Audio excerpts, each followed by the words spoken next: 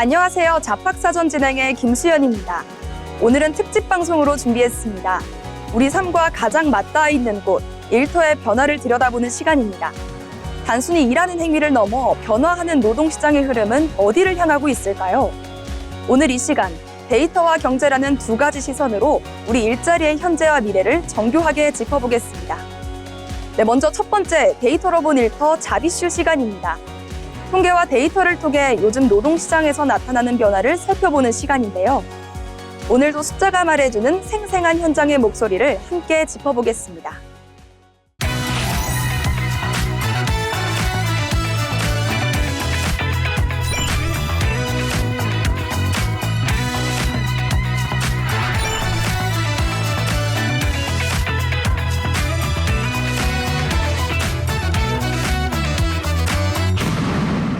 데이터로 본 일터, 잡 이슈 시간입니다. 통계와 데이터를 통해 요즘 노동시장에서 나타나는 변화를 살펴볼 텐데요. 채연 아나운서, 오늘은 어떤 내용을 이야기해 볼까요? 네, 저는 이 요즘 직장인들 사이에서 유행하는 그런 이직 트렌드에 대해서 준비를 해봤는데요. 요즘 직장인들 사이에서 아니다 싶으면 빨리 나와야 한다라는 말 한 번쯤 들어보셨을 텐데요. 최근 일본에서는 입사 첫날 점심시간이 되자마자 퇴사를 결심하고 또 이를 대신 전달해주는 퇴직 대행 서비스를 이용하는 사례까지 나타나고 있습니다. 이직을 결정하는 속도가 점점 빨라지고 있는 건데요. 정말 입사 첫날에 퇴사를 한다니 예전과는 분위기가 정말 많이 달라진 것 같습니다. 네, 맞습니다. 실제로 사례를 살펴보면 더 극적인데요. 일본 아이치현의 한 퇴직 대행업체는 입사식 직후에 신입사원들로부터 퇴직 의뢰가 접수됐고요. 한 신입사원은 입사 당일 점심시간을 이용해서 퇴사 상담을 요청하고 메신저로 사직 의사를 전달한 뒤 곧바로 퇴사 절차를 밟은 걸로 확인됐습니다. 현지에서는 이런 현상을 배정 가차 혹은 상사 가차라는 표현으로 설명하고 있는데요. 어떤 부서에 배치될지 또 어떤 상사를 만나게 될지 운에 맡겨지고 있는 구조 속에서 기대와 다른 환경이 주어지면 바로 관계를 끊어버리는 선택을 한다는 겁니다. 네, 예전 같으면 조금 더 버티는 게 일반적이었을 텐데 확실히 기준이 많이 달라진 것 같네요. 네, 맞습니다. 이 현상을 단순히 참지 않는다라고 보기보다는 환경에 대한 기대치 자체가 달라졌다라고 볼 수 있는데요. 예를 들어서 체계적인 교육 없이 방치되거나 업무 방향이 명확하지 않은 경우 초기부터 이 조직은 아니다 하고 판단한 다음에 빠르게 이탈을 결정하게 되는 겁니다. 또 집단 식사 문화나 사소한 생활 방식의 차이처럼 예전에는 참고 넘겼던 요소들도 이제는 중요한 판단 기준이 되고 있습니다. 그런데 좀 궁금해지는 게 일본의 사례지만 우리나라도 점점 이렇게 되고 있는 추세일까요? 네, 우리나라도 크게 다르지 않습니다. 통계청 자료를 살펴보게 된다면 청년층의 이직과 쉬어씀 인구가 함께 증가하는 흐름이 나타나고 있는데요. 이는 한 직장에 오래 머무르는 것보다 나에게 맞는 환경을 빠르게 찾는 것이 더 중요한 기준이 되고 있다고 볼 수 있습니다. 그럼 결국 버티는 것보다 맞는 곳을 찾는 게 더 중요해졌다고 볼 수 있겠네요. 네, 맞습니다. 특히 MZ세대는 근무 환경이나 조직 문화, 그리고 개인의 가치관까지 종합적으로 고려해서 아니다 싶으면 이동하는 선택을 하고 있습니다. 이제는 이직 자체가 부정적인 선택이 아니라 자기 커리어를 위한 하나의 전략으로 인식되고 있는 겁니다. 아무리 그래도 이런 상황이 계속되면 기업 입장에서는 부담스러울 것 같습니다. 네, 맞습니다. 그래서 저는 이 변화의 핵심을 속도라고 생각하는데요. 과거에는 한 직장에서 시간을 들여서 경력을 쌓는 것이 중요했다면 지금은 나한테 맞는 환경을 얼마나 빠르게 찾느냐가 더 중요한 기준이 되고 있습니다. 특히 요즘 기업들은 신입사원과 소통하는 방식에서도 어려움을 겪고 있는데요. 지도를 하면 부담이 될까 걱정하고 또 거리를 두면 방치가 아닌가 하는 생각에 적절한 소통의 균형을 찾는 것이 새로운 과제로 떠오르고 있습니다. 네, 기업도 역시 신입사원이 조직에 잘 적응할 수 있도록 교육과 소통 방식을 개선하는 노력이 필요해 보입니다. 네, 이제 일터는 단순히 오래 버티는 공간이 아니라 나에게 맞는 방향을 빠르게 찾아가는 과정으로 변하고 있습니다. 입사와 퇴사의 기준이 계속해서 달라지고 있는 요즘인데요. 그 흐름을 어떻게 받아들일지에 대한 고민도 함께 필요해 보입니다. 네, 퇴사가 점점 빨라지고 있는 요즘이죠. 하지만 나에게 맞는 길을 찾아 빠르게 결단하는 청년들의 마음 한편에도 적잖은 고민이 있었을 것 같습니다.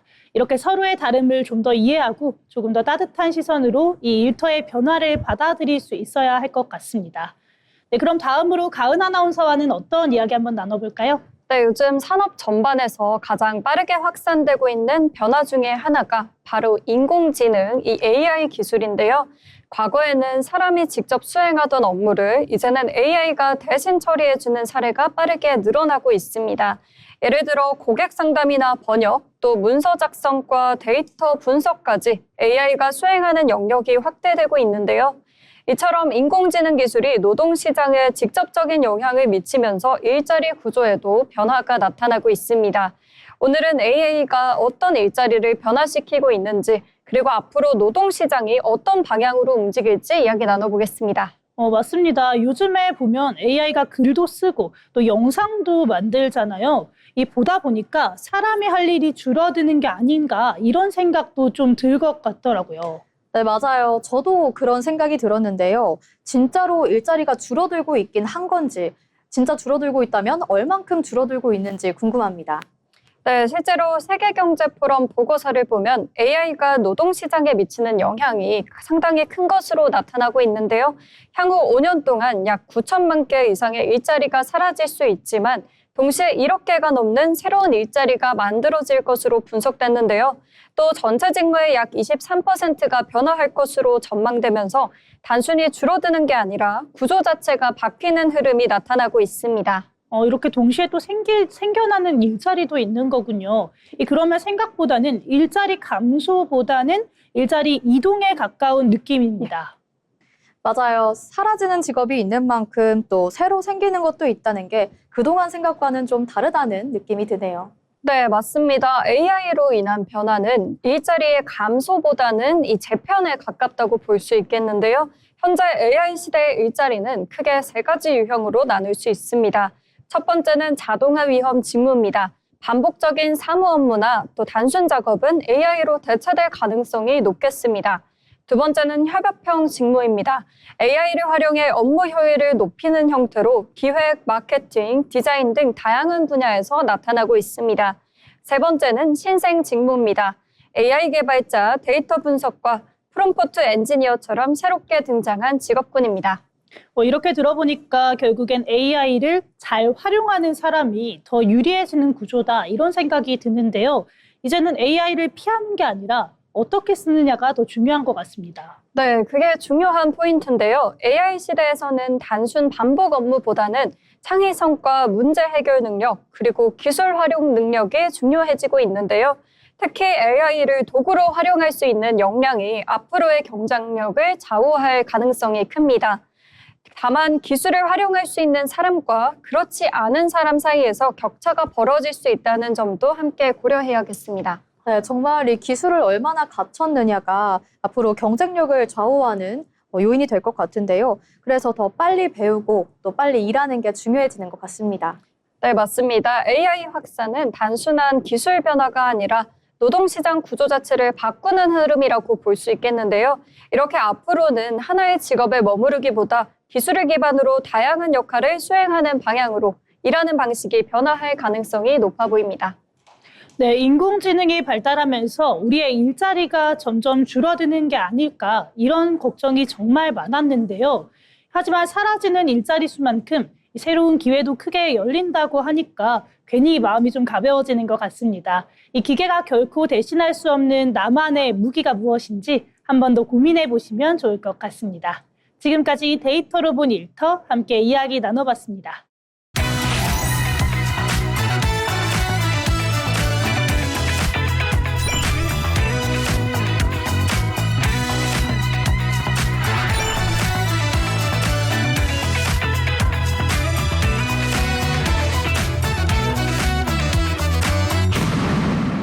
데이터로 본 일터 잡이슈 시간입니다.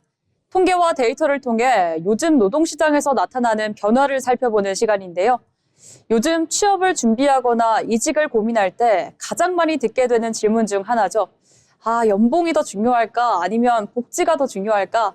겉으로 보면 단순한 선택처럼 보이지만 막상 결정의 순간에서는 쉽게 답하기 어려운 문제입니다.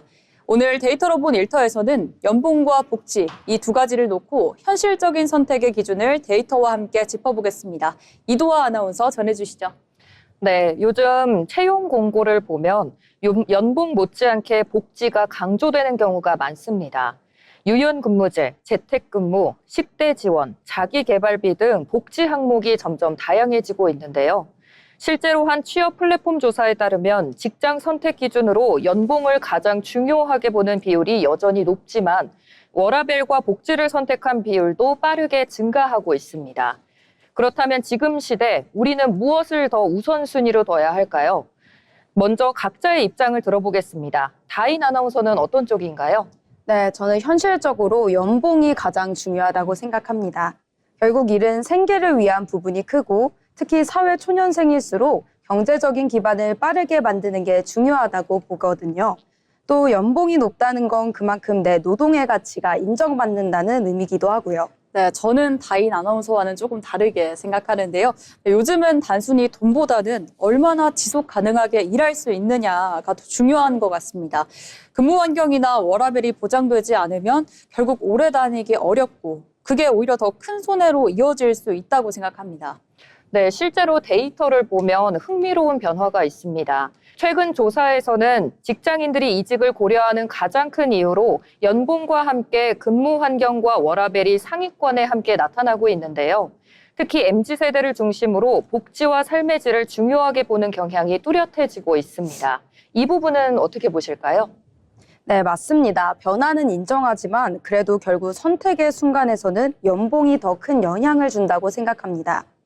복지는 회사마다 편차가 크고 체감하기까지의 시간이 걸리겠지만 연봉은 바로 현실에 반영되기 때문인데요. 네, 그렇지만 반대로 생각해보면 복지가 잘 갖춰진 회사일수록 이직률이 낮고 만족도가 높다는 데이터가 있습니다. 결국 오래 다닐 수 있는 환경이 장기적인 더 안정적인 선택이 될 수 있다는 거죠. 네, 그러면 현실적으로 이 두 가지를 어떻게 판단해야 할까요? 단순히 하나만을 선택하기보다는 기준을 나눠서 보는 것도 필요하다고 봅니다. 저는 시기별로도 다르게 봐야 한다고 생각하는데요. 사회 초년생 때는 연봉을 중심으로 커리어 기반을 만들고 이후에는 복지를 고려하는 방식이 현실적이라고 생각합니다. 네, 저는 처음부터 이 균형을 보는 게 중요하다고 생각하는데요. 연봉이 조금 낮더라도 성장할 수 있는 환경과 지속 가능한 근무 환경이라면 그게 더 좋은 선택이지 않을까 이렇게 봅니다. 네, 결국 오늘 이야기를 정리를 해보면 연봉은 현재의 가치, 그리고 복지는 지속 가능한 미래와 연결된 선택이라고 볼 수 있을 것 같습니다. 네, 어느 하나 정답이라고 말하기는 어렵지만 분명한 건 이제는 단순한 조건 비교가 아니라 나의 삶의 방식과 방향에 맞는 선택이 더 중요해졌다는 점입니다. 오늘 이야기 나눈 이 내용이 여러분의 선택에 조금이나마 도움이 됐기를 바랍니다. 네, 다음 순서는 기다인 아나운서가 준비했습니다. 네, 오늘 제가 가져온 이슈는요. 인구 소멸 위기 속에서 역설적으로 피어오르고 있는 새로운 일자리 흐름, 바로 로카 노마드 현상입니다. 로컬과 노마드의 합성어인데요. 겉으론 지역에 정착한 듯 보이지만 데이터상으로는 언제든 최적의 근무 환경을 찾아 떠날 준비가 된 디지털 유목민을 의미합니다. 네, 지방은 일자리가 없어서 다들 서울로 올라오는 분위기인 줄 알았는데 오히려 내려가는 흐름이 있다고 하니까 의외인 것처럼 느껴집니다. 실제 데이터는 어떨까요? 네, 최근 채용 플랫폼의 조사 결과를 보면요. 이직 계획이 당장 없더라도 수도권 외 지역에서 원격 근무가 가능하다면 이력서를 상시 공개하겠다는 응답이 무려 62.1%에 달했습니다. 10명 중 6명은 어디서 일하느냐보다 어떻게 일하느냐를 이직의 핵심 조건으로 보고 있는 거죠. 그러면 그렇게 따지면 이렇게 이들에게는 지방은 피해야 할 곳이 아니라 내 업무 가치를 높여주는 새로운 업무 공간이 되는 거군요. 네, 정확합니다. 이들에게 공개 이력서는 단순히 탈출구가 아니라 공간적 가치 확인서입니다. 내가 서울을 떠나서도 지금의 몸값을 유지할 수 있는가를 테스트하는 생존 본능인 셈이죠. 네, 하지만 기업 입장에서는 한 가지 걱정도 들 것 같아요. 이 핵심 인재들이 지역으로 흩어지게 되면 이 조직의 유대감이나 또 협업 효율이 떨어지지 않을까 하는 우려가 생길 수밖에 없을 것 같은데요. 네, 그게 바로 지자체와 기업이 맞붙는 지역 유도의 핵심 갈등 지점입니다. 실제로 링크드인의 2026 글로벌 탤런트 트렌드 보고서를 보면 기업들은 이제 무작정 서울 본사로 인재를 부르기보다는 조용한 지역 허브 전략으로 맞불을 놓고 있습니다. 조용한 지역 허브요? 그러면 본사 말고 지방의 작은 오피스를 몰래 만드는 건가요? 네, 맞습니다. 새 건물을 짓는 비용 대신 지역의 유휴 공간을 파격적으로 재배치하는 겁니다. 예를 들어 제주나 강원에 워케이션 센터를 만들고 너 여기서 프로젝트 성공시키면 네 가치를 증명한 걸로 인정해 줄게라며 사내에서 새로운 근무 형태를 제안하는 거죠. 네, 서울 밖으로 나가지 말고 우리 회사가 닦아놓은 지역 허브에서 일해라 이렇게 붙잡는 거네요. 실제로 이런 유연 근무가 인재 유지에 효과가 좋나요? 네, 수치가 말해줍니다. 링크드인 통계를 보면 지역 허브나 원격 근무 환경이 잘 갖춰진 기업의 직원들은 평균 5.4년을 근속합니다. 반면 무조건 서울 출근만 고집하는 곳은 평균 2.9년에 그쳤죠. 결국 지방으로 가고 싶어? 그럼 우리 회사가 만든 지역 캠퍼스로 가. 라며 길을 열어주는 것이 인재 유출을 막는 강력한 방어선입니다. 결국 기업과 개인의 관계가 수도권 집중이 아니라 성장 파트너로 변했네요. 내가 어디에 있든 나를 성장시켜주는 회사가 최고의 직장인 셈이죠. 네, 오늘 이렇게 이야기해보니 확실하게 느껴집니다. 이제 지역은 더 이상 소멸의 대상이 아니라 직장인들이 더 높이 날아오르기 위한 새로운 활주로가 되었습니다. 기업이 이 지역 거점 활주로를 얼마나 튼튼하게 닦아주느냐가 미래 인재를 붙잡는 열쇠가 될 것 같습니다. 네, 데이터로 본 일터는 여기까지입니다.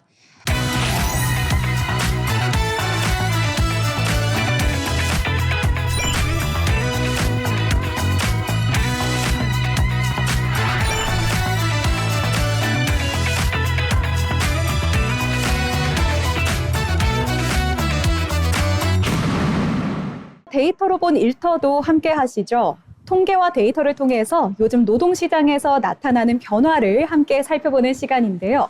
승현 아나운서, 오늘 어떤 내용 준비하셨을까요? 여러분은 혹시 이런 생각 해보신 적 있으실까요? 일자리는 많다는데 왜 취업은 어려울까?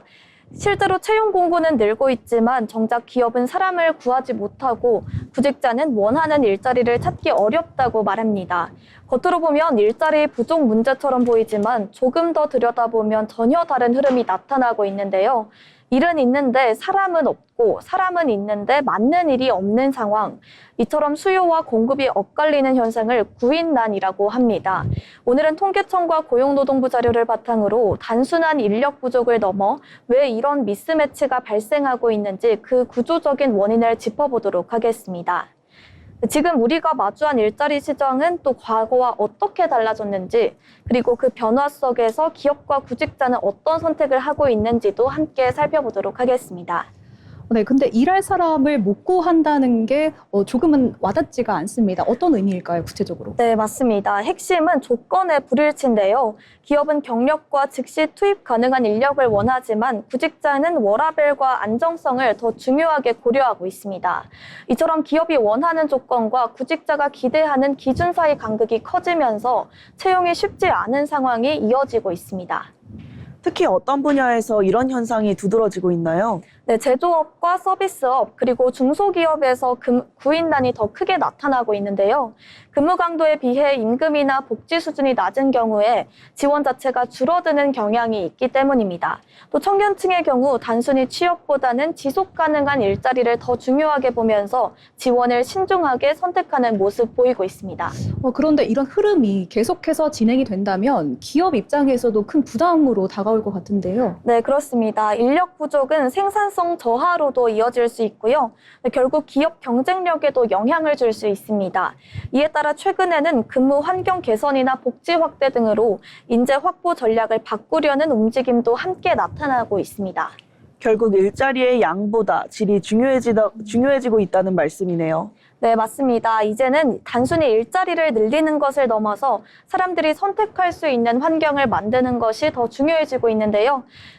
일할 사람을 찾는 시대에서 일하고 싶은 일자리를 만드는 시대로 변화하고 있는 흐름이다. 이렇게 볼 수 있습니다. 네, 아무래도 그 양질의 일자리가 늘어나는 게 굉장히 중요할 것 같은데요. 그러면 주영 아나운서가 준비한 내용도 함께 이야기 나눠볼까요? 네, 오늘 제가 가져온 이슈는요. 최근 직장인들 사이에서 불고 있는 치열한 변화, 바로 레디코어 현상에 대해 이야기해 보려 합니다. 레디코어는 겉으로는 핵심 인재처럼 성실하게 일하지만 속으로는 언제든 떠날 준비가 완벽히 끝난 상태를 의미하는데요. 최근 잡코리아와 알바몬이 직장인들을 대상으로 조사한 결과를 보면은요, 당장 이직 계획이 없더라도 채용 플랫폼에 자신의 이력서를 상시 공개로 해둔 직장인이 무려 61.1%에 달했습니다. 10명 중 6명이 넘는 수치죠. 62.1% 맞나요? 네, 네, 맞습니다. 62.1% 아무래도 이 기업 입장에서 보면은 성장의 발판까지 마련해 뒀는데 일종의 약간 서운함, 나아가도 배신감을 느낄 수도 있을 것 같은데요. 정작 그 결실을 보기도 전에 외부로 눈을 돌리는 모습이 좀 아쉬울 것 같은데. 경영진 입장에서는 그렇게 느낄 수도 있을 것 같은데요. 사실 구직자나 실무자들의 생각은 전혀 다릅니다. 이들에게 공개 이력서는 탈출구가 아니라 일종의 시장 가치 확인서거든요. 내가 지금 시장에서 얼마짜리 인재인가를 끊임없이 테스트하고 확인받고 싶어 하는 겁니다. 말씀을 듣고 나니까 이해가 되는데요. 요즘은 평생 직장이라는 개념은 없어진 상태잖아요. 회사가 나를 평생 책임져 주지 않는다라는 걸 너무 잘 아니까 스스로를 보호하려는 생존 본능이 아닐까 싶은데요. 네, 또 듣고 보니까 조금 쓸쓸한 마음이 들기도 합니다. 웃으면서 함께 또 아이디어를 의논하고 또 프로젝트를 진행하던 동료들이 밤에는 또 퇴근 후에는 다른 생각을 또 할 수 있다는 생각에 조금 서운할 것도 같아요. 그게 바로 조용한 이직의 핵심 갈등 지점입니다. 실제로 링크드인의 2026 글로벌 탤런트 트렌드 보고서를 보면 이런 현상 때문에 기업들이 엄청난 위기감을 느끼고 있는데요. 그래서 기업들도 이제는 무작정 잡기보다 조용한 채용으로 맞불을 놓고 있습니다. 조용한 채용이요? 그건 또 뭘까요? 몰래 사람을 뽑는 걸까요?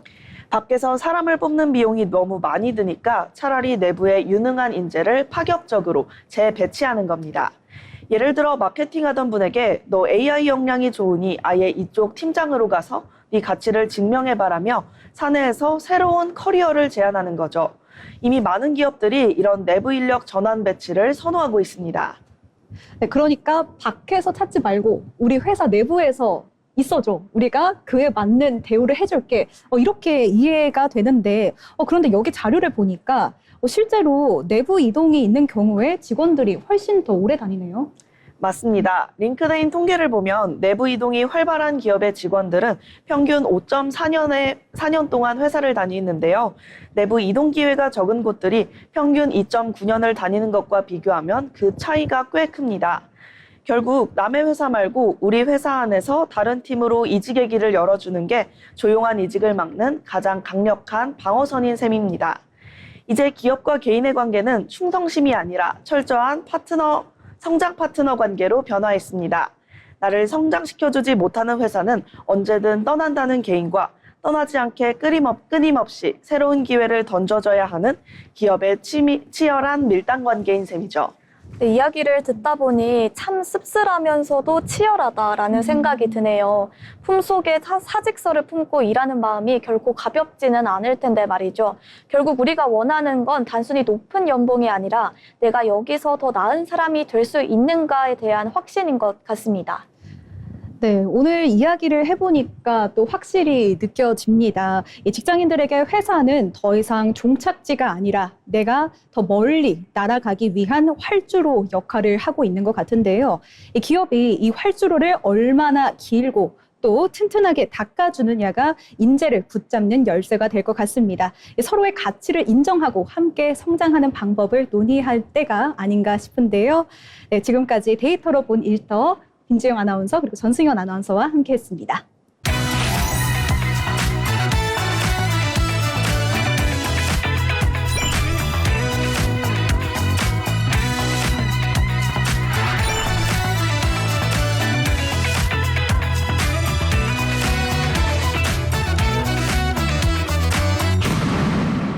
데이터로 본 일터 잡이슈 시간입니다. 통계와 데이터를 통해 요즘 노동시장에서 나타나는 변화를 살펴보는 시간인데요. 혜윤 아나운서, 오늘 어떤 일터의 데이터를 준비하셨을까요? 네, 오늘 제가 준비한 내용은요. 이 얼어붙은 건설 현장, 떠밀리듯 일터를 잃은 사람들의 이야기입니다. 얼마 전에 고용노동부에서 2월 사업체 노동력 조사 결과를 발표를 했는데요. 여러 가지 고용 지표가 나왔는데 저는 그중에서도 딱 눈에 띄었던 건 건설업에 대한 동향이었습니다.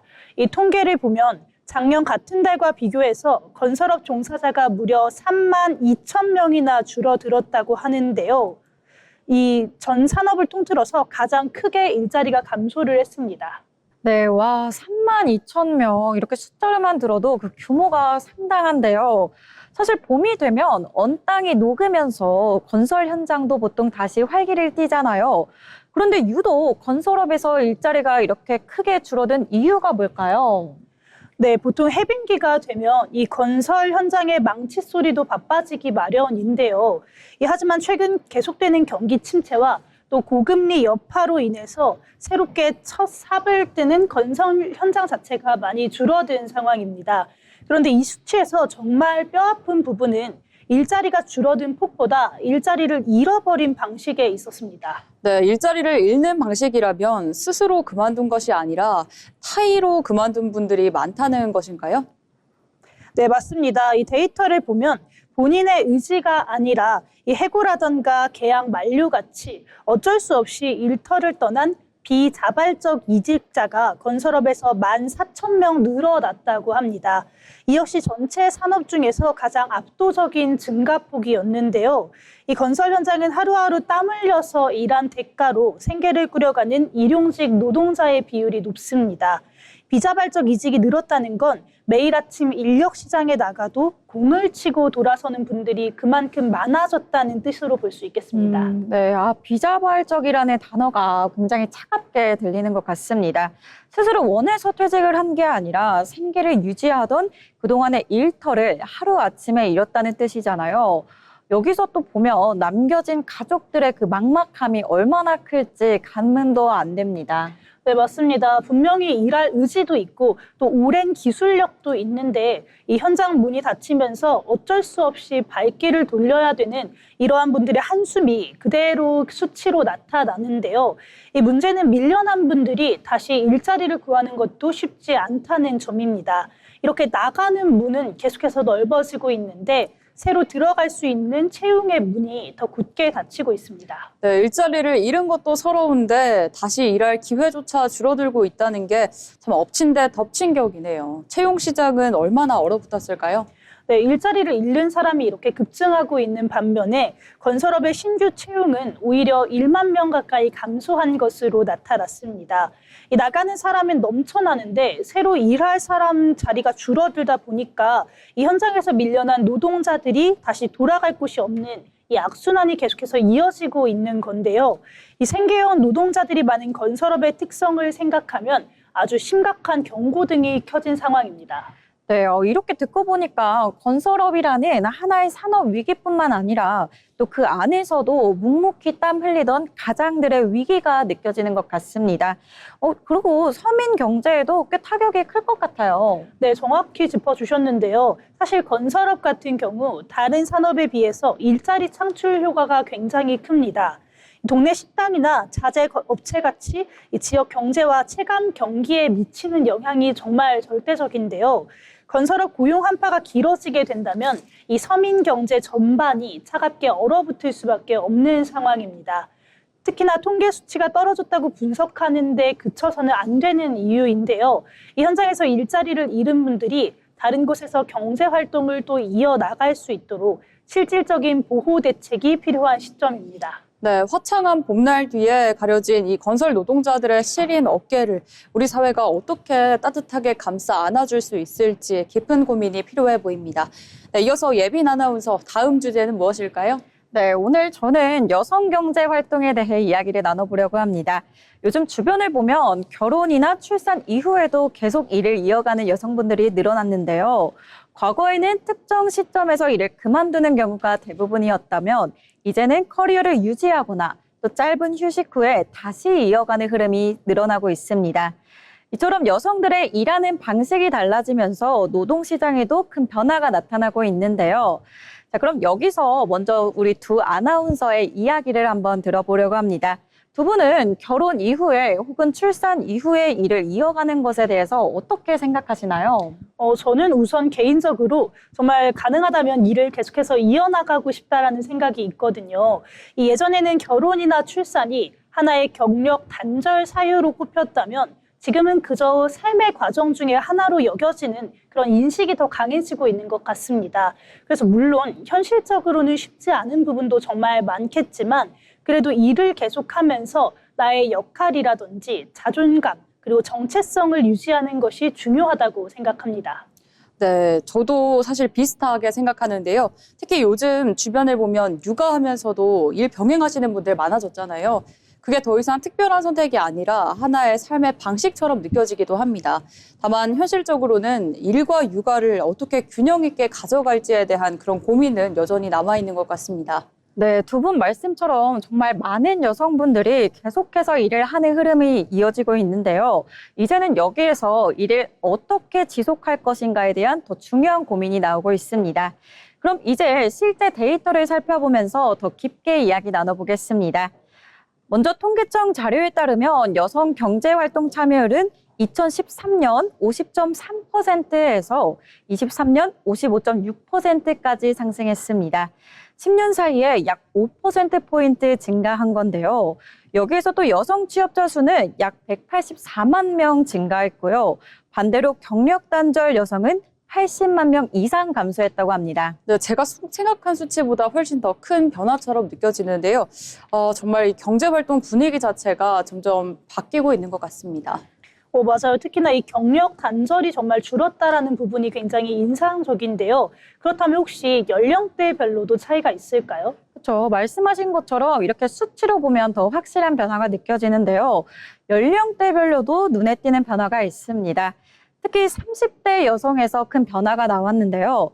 2014년 56.2%였던 참여율이 2024년에는 76.8%까지 상승했습니다. 무려 20%포인트 넘게 오른 결과인데요. 여기에서는 과거에 출산과 육아 시기에 참여율이 떨어졌다면 이제는 그 곡선이 점점 완화되고 있는 의미로 볼 수 있겠습니다. 이 정도면 그냥 단순한 변화가 아니라 좀 사회 구조 자체가 바뀌고 있다 이런 생각도 드는 것 같습니다. 네, 맞습니다. 예전에는 이 시기에는 일을 쉬는 게 당연하다 이런 인식이 있었던 것 같은데 이제는 그런 기준 자체가 아예 사라지고 있는 것 같습니다. 그렇다면 이런 변화가 나타난 이유가 무엇일까요? 네, 이제 그 이유에 대해서 알아봐야겠죠. 이 변화의 원인에는 크게 두 가지로 볼 수 있겠습니다. 먼저 첫 번째로 경제적인 이유가 있습니다. 요즘 물가가 계속해서 오르고 있는 게 현실이죠. 따라서 생활비 부담이 커지면서 자연스럽게 맞벌이가 된 필수 구조입니다. 두 번째로는 긍정적인 정책 변화가 있습니다. 육아휴직 확대와 유연근무제 도입 등 조금은 편안하게 경력을 이어갈 수 있는 그런 유연한 환경이 이어지고 있습니다. 이렇게 들어보니까 정말 환경이 변화한 게 정말 큰 영향을 주는 것 같은데요. 이렇게 좋은 정책들이 생긴 건 정말 다행인데 또 한편으로는 참여가 늘은 만큼 좋은 일자리도 생겼는지가 궁금해집니다. 네, 굉장히 중요한 부분인데요. 여성 경제활동 참여율이 늘기는 했지만 여전히 해결해야 할 부분도 분명히 남아 있습니다. 대표적으로 임금 격차 문제가 있습니다. 한국의 성별 임금 격차는 약 30% 수준으로 OECD 국가 중 높은 수준에 달하는데요. 여기에서 또 여성의 비정규직 비율 역시 남성보다 높은 편으로 나타나고 있습니다. 즉 참여가 늘은 만큼 일자리의 질은 아쉽게도 그 속도를 따라가지 못하고 있는 상황인 건데요. 앞으로 노동시장에서는 모든 사람이 함께할 수 있는 환경에 대한 긍정적인 변화가 필요해 보입니다. 지금까지 데이터로 본 일터였습니다. 네, 오늘은 건설 현장에 대한 이야기와 여성 경제활동에 대한 이야기 함께 나눠봤습니다. 취업을 준비할 때 중요한 것 중 하나는 바로 기업을 제대로 이해하는 것입니다. 기업의 특징과 산업 트렌드를 살펴보는 시간, 기업사전 김다연 아나운서가 준비했습니다.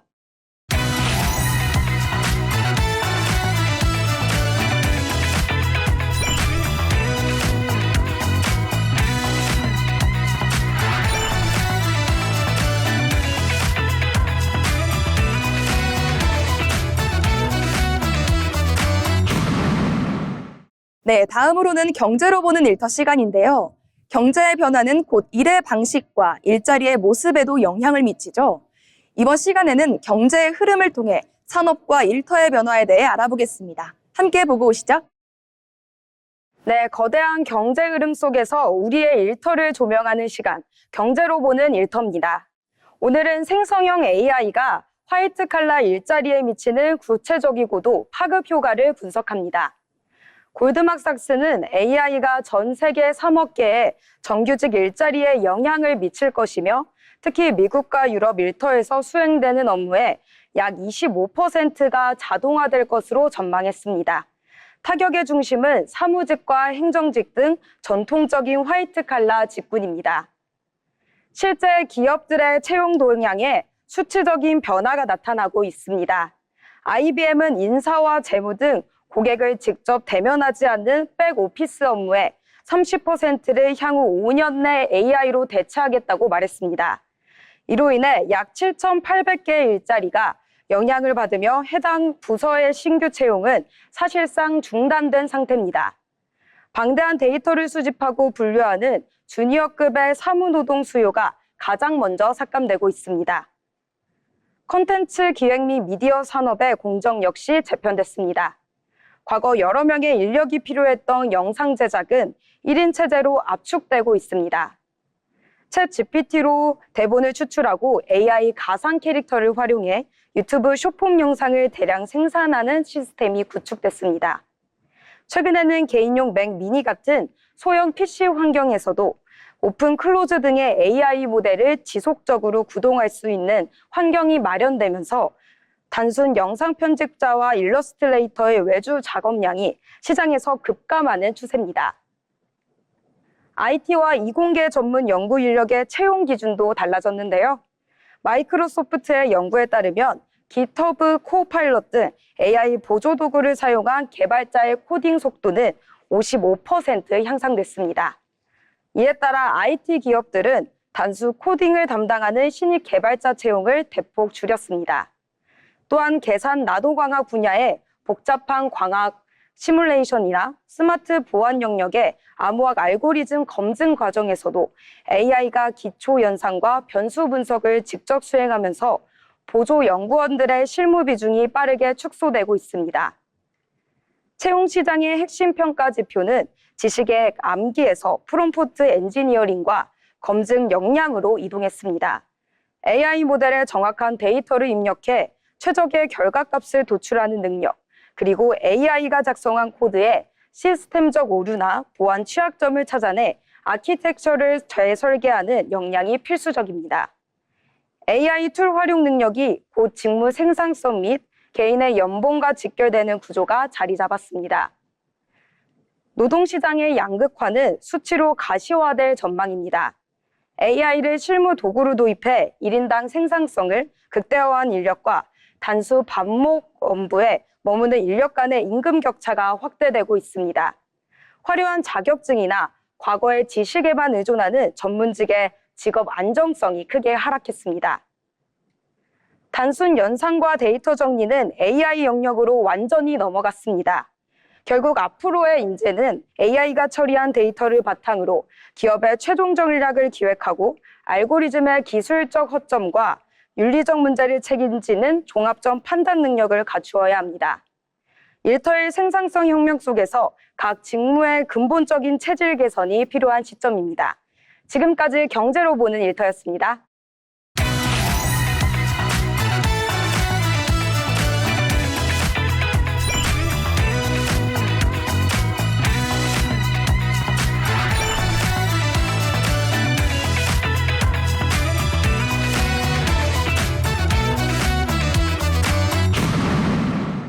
경제로 보는 일터입니다.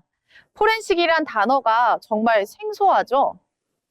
포렌식 전담팀이란 디지털 증거를 추출, 분석하는 전문 조직을 말합니다.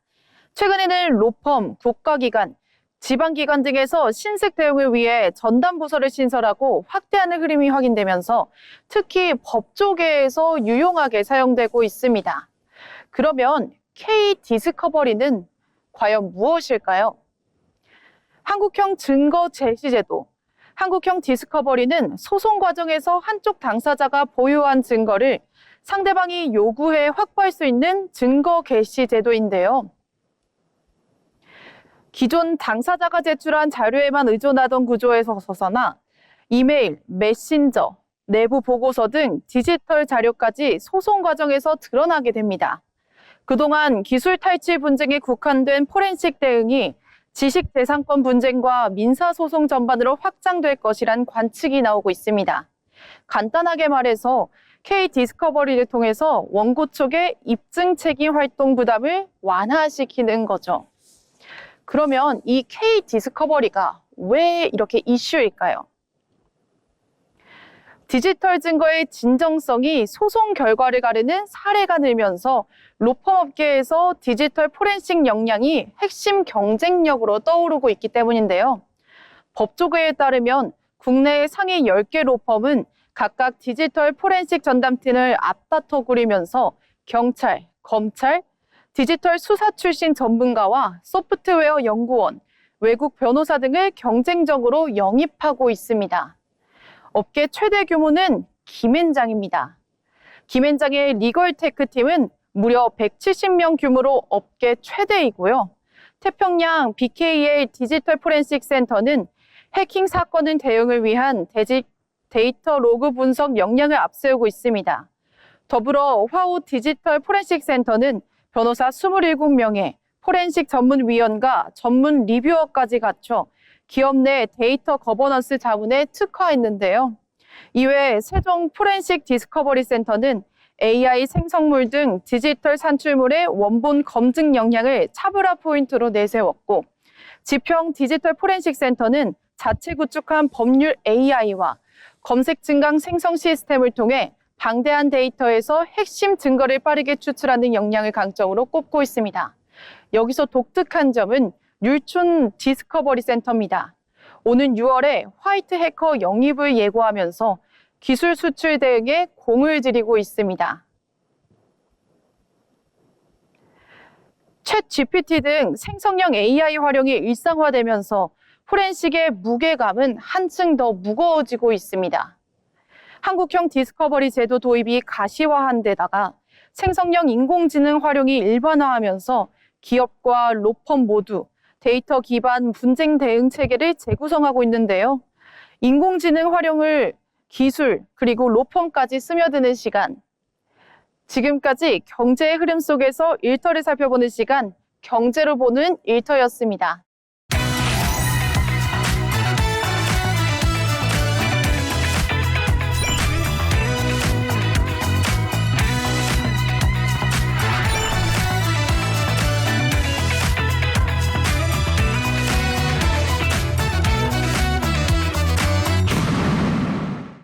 거대한 경제 흐름 속에서 우리의 일터를 조명하는 시간, 경제의 일터 시간입니다. 네, AI 시대가 다가오면 일자리가 줄어든다고 합니다. 그 이유는 AI가 대체할 수 있는 일들이 많아지기 때문인데요. 그런데 최근 분석에서는 AI가 일자리를 줄어들게 하는 게 아니라 일의 구조를 재편하게 만든다라고 말했습니다. 그러니까 어떤 직업이 사라지느냐 보다도 어떤 역할이 더 가치 있어지느냐가 더 중요해진다는 거죠. AI는 명령으로 움직이게 됩니다.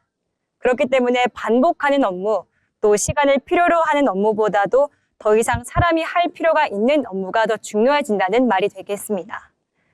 경제 구조 자체가 더 이상 일을 열심히 잘하는 사람보다 이 문제 해결 능력을 가지고 있는 사람, 또 일을 잘 설계할 수 있는 사람을 더 높은 가치로 평가하게 된 겁니다. 기업 입장에서는 이미 정해진 일을 잘 수행하는 사람보다도 어떤 일을 해야 하는지 정확히 알고 또 그 구조를 설계할 수 있는 사람을 선호하게 될 겁니다. 실제로 기업들은 이런 사람을 채용하게 되는 그런 흐름을 보이고 있는데요. 또 콘텐츠나 마케팅, 기획 분야에서도 마찬가지입니다. 같은 콘텐츠를 기획하더라도 무엇을 만들지 결정하는 사람을 더 선호하게 되는 경향입니다. 이 변화는 최근 대학교 전공선호에서도 나타나게 되는데요. 문제를 정의하고 또 방향을 설계하는 그런 인재를 선호하고 있습니다. 인문과 데이터가 결합된 융합 전공이나 문제 해결 능력을 위한 철학이 또 문과 계열이 떠오르고 있는 상황인데요. 결국 특정 기술 자체보다 상황을 해석하고 또 정의하는 그런 전공이 중요해지고 있는 흐름입니다. 결국 지금의 변화는 직업의 변화가 아닌 인간의 역할이 또 수행해서 실제로 더 이동하고 있는 변화라고 볼 수 있습니다. 경제의 변화는 우리에게 새로운 기준을 제시해주고 있습니다. 얼마나 많이 일하느냐가 아니라 어떤 일을 만들어낼 수 있는가, 또 변화하는 경제 흐름에서 이제 중요한 질문은 어디에 취업할 것인가가 아니라 어떤 역할을 수행할 수 있는 사람인가에 더 초점을 맞춰야 할 때인 것 같습니다. 지금까지 경제 일터 시간이었습니다.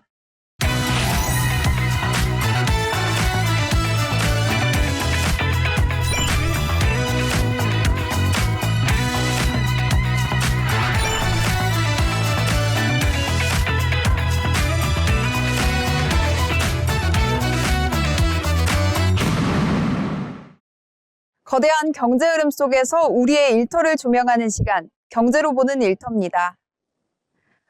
오늘은 고령화 시대 속에서 뜨거운 쟁점으로 떠오른 정년 연장과 청년 일자리 갈등에 대해 살펴보겠습니다. 현재 대한민국은 세계에서 가장 빠른 속도로 고령화가 진행되고 있습니다. 통계청에 따르면 2025년에는 전체 인구의 약 20%가 65세 이상인 초고령 사회에 진입했습니다. 이로 인해 노동시장에서 정년을 늘려야 한다는 주장과 청년 일자리가 줄어든다는 우려를 동시에 하고 있습니다. 먼저 정년 연장이 필요한 이유입니다. 평균 기대 수명은 계속 늘어나고 있지만 현재 법정 정년은 60세에 머물러 있습니다. 은퇴 이후 소득 공백이 길어지면서 노후 빈곤 문제가 심각해지고 있고 실제로 OECD 기준 한국의 노인 빈곤율은 약 40%로 회원국 중 가장 높은 수준입니다. 이에 따라 정부와 기업에서는 정년을 65세 이상으로 연장하거나 재고용 제도를 확대해야 한다는 논의가 활발해지고 있습니다. 하지만 반대 측에서는 청년 일자리 감소를 우려합니다.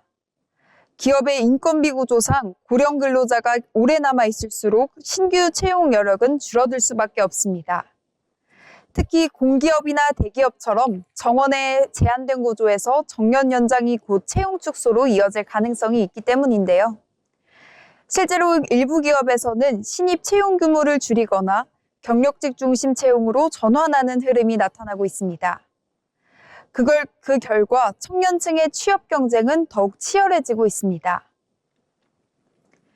기업의 인사 전략도 빠르게 변화하고 있습니다. 단순히 연령 기준으로 퇴직시키는 방식에서 벗어나 성과 중심, 직무 중심 인사 체계로 전환되고 있습니다. 또한 일부 기업은 고령 인력을 재고용하되 임금을 낮추는 임금 피크제를 사용하고 있습니다. 하지만 이 역시 임금 감소에 대한 반발과 세대 간 갈등을 동시에 불러오고 있습니다. 이러한 변화 속에서 노동시장의 핵심 기준도 달라지고 있습니다. 과거에는 연차와 근속이 중요했다면 현재는 생산성과 직무 역량이 더 중요한 기준으로 자리 잡고 있습니다. 즉 나이가 아닌 얼마나 효율적으로 일할 수 있는가가 고용 유지의 핵심 요소가 된 것입니다. 결국 이 문제의 본질은 단순한 세대 간의 갈등이 아니라 한정된 일자리를 어떻게 나눌 것인가의 문제입니다. 고령층은 생계를 위해 더 오래 일해야 하고 청년층은 진입할 기회를 확보해야 하는 상황입니다. 이 과정에서 임금, 고용 안정성, 복지 등 여러 요소가 복합적으로 충돌하고 있습니다. 결국 해법은 단순한 정년 연장이 아니라 노동시장 구조 자체의 재설계에 있습니다. 고령층에게는 지속 가능한 일자리를, 청년층에게는 새로운 기회를 제공하는 균형 잡힌 정책이 필요합니다. 앞으로의 일터는 세대 간 경쟁이 아닌 공존구조로 전환되어야 할 시점입니다. 지금까지 경제로 보는 일터였습니다. 네, 오늘 준비한 소식은 여기까지입니다. 오늘 잡학사전 특집에서는 정교한 데이터와 경제의 흐름까지 우리 일터의 지형도가 어떻게 바뀌고 있는지 입체적으로 짚어봤습니다. 숫자 이면의 신호를 포착하는 것이 더 나은 내일을 준비하는 시작일 것입니다. 오늘 나눈 인사이트가 여러분의 미래에 의미 있는 이정표가 되었기를 바랍니다. 저희는 다음 이 시간 더 깊이 있는 정보로 찾아뵙겠습니다. 시청해주신 여러분 고맙습니다.